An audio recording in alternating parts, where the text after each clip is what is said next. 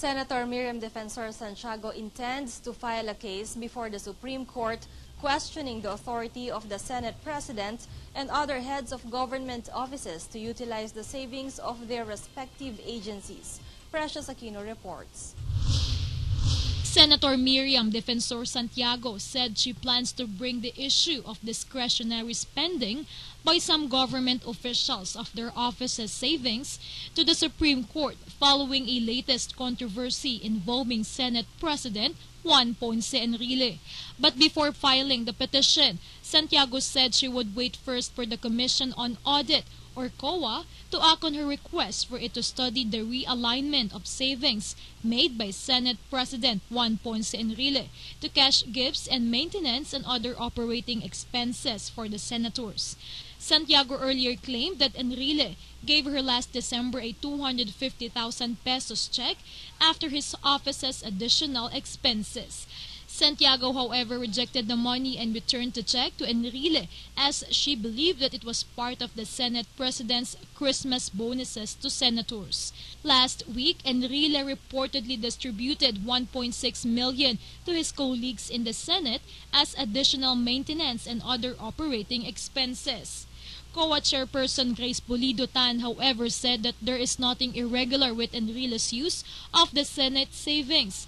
Tan also cited the General Appropriations Act of 2012 that authorizes both the Senate President and the House of Speaker to augment any item in the General Appropriations Law for their respective offices from any savings in other items of their respective appropriations. The statement of COA Chairperson made Senator Santiago disappointed.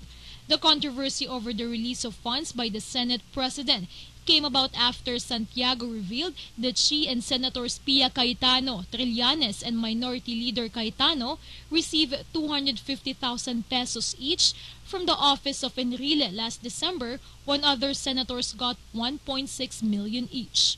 For GNN, Precious Aquino, News Force. Former Senator Ramon Magsaysay Jr. said Thursday the extra perks senators receive must be given equally. Magsaysay responds to the issue regarding Senate President Juan Ponce Enrile's recent cash gift to senators, 18 of whom received bigger perks than the other 4. The ex-senator has also given advice to his former colleagues, saying the Solons must deal with disputes they have in private and not in public. Collegial body kami, level playing field.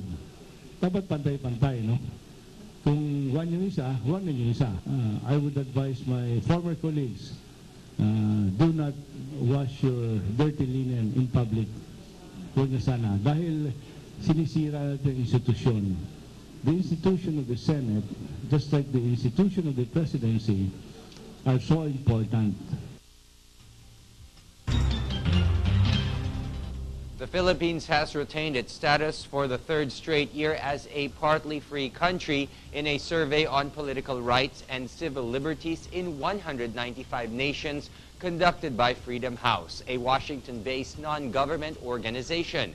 The Philippines emerged second to Indonesia among members of the Association of Southeast Asian Nations, or ASEAN, in terms of political rights and civil liberties.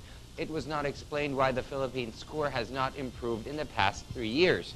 The Philippines received a score of 3 points each in both political rights and civil liberties and was grouped among 58 partly free countries. In other news, doctors from the Philippine Society for Stem Cell Medicine, or PSSCM, has warned the public to be wary of fake stem cell transplants prevalent now in the market.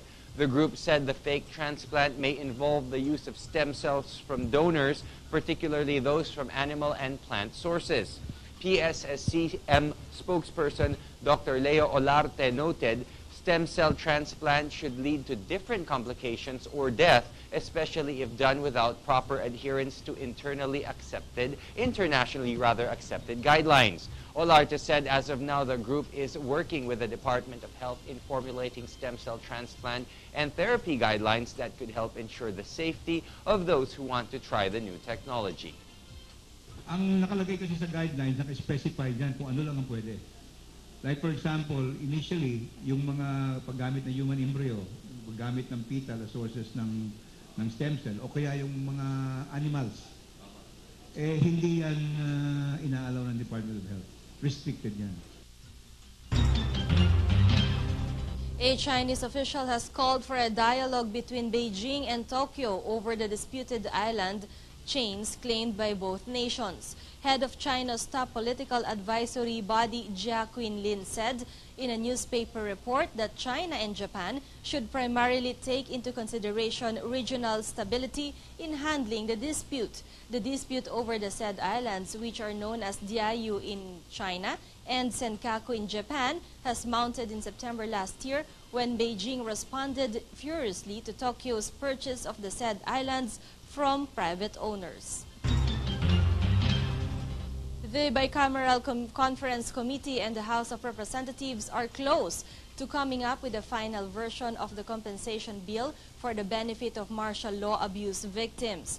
Deputy House Speaker Lorenzo Erin Tañada said his colleagues are currently making final amendments of the bill and had already ironed other conflicting provisions. Meanwhile, beneficiaries of the compensation bill are task force detainees of the Philippines, families of victims of involuntary disappearance, and samahan ng mga ex-detainees laban sa detensyon at aresto. Newly appointed AFP chief vows to pursue counter-insurgency plan. Obama pushes for tough gun control plan.